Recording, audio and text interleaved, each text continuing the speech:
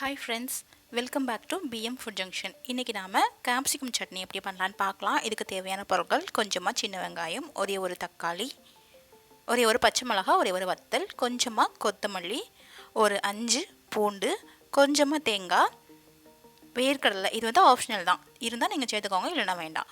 ஒரே ஒரு பெரிய சைஸ்ல capsicum. இப்போ நம்ம இந்த ரெசிபியை செய்ய ஆரம்பிக்கலாம். ஸ்டவ் ஆன் பண்ணிக்கிட்டு ஒரு பாத்திரத்தில் 2 டேபிள் ஸ்பூன் அளவுக்கு ஆயில் சேர்த்துக்கோங்க.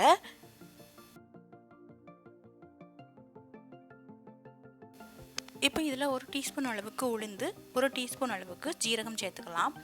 இது ரெண்டும் நல்லா பொரிஞ்சு வரட்டும். இது பொரிஞ்சு வந்ததுக்கு அப்புறமா நம்ம ஏற்கனவே வேர்க்கடலை எடுத்து வச்சுருந்தோம்ல, அதையும் இது கூட ஆட் பண்ணி கொஞ்ச நேரம் பொரிய விடலாம். கூடவே பூண்டும் ஆட் பண்ணிக்கலாம். இப்போ ஒரே ஒரு பச்சை மிளகாய், ஒரு வத்தல் எடுத்து வச்சுருந்தோம்ல, அதையும் சேர்த்துட்டு சின்ன வெங்காயத்தையும் இது கூட சேர்த்து நல்லா வதக்கி விட்டுறலாம். சின்ன வெங்காயம் நல்லா வதங்கி வந்ததும் எடுத்து வச்சிருக்கிற அந்த ஒரே ஒரு தக்காளியை கட் பண்ணி இதில் போட்டு நல்லா வதக்கி விட்டுறலாம். இது நல்லா வதங்கட்டும்.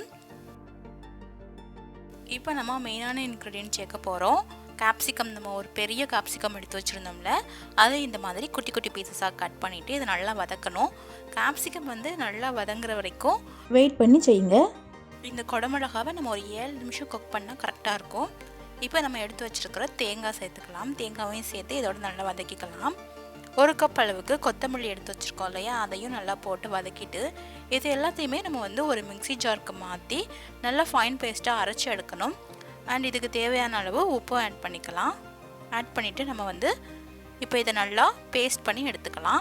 கடைசியாக தாளித்து மட்டும் விடணும். தாளித்து விடுறதுக்காக கொஞ்சமாக ஆயில் விட்டுட்டு அதில் 1 டீஸ்பூன் அளவுக்கு கடுகும் கொஞ்சமாக கருவேப்பிலையும் மட்டும் ஆட் பண்ணிவிட்டு இந்த சட்னி அதில் போட்டு தாளித்து விட்டுறலாம். இவ்வளோ ஈஸியாக ஒரு கேப்சிகம் சட்னி ரெடி பண்ணிடலாம். இதை நீங்கள் இட்லி, தோசை கூட வந்து சைடிஷாக வச்சு சாப்பிட்டு பாருங்கள்.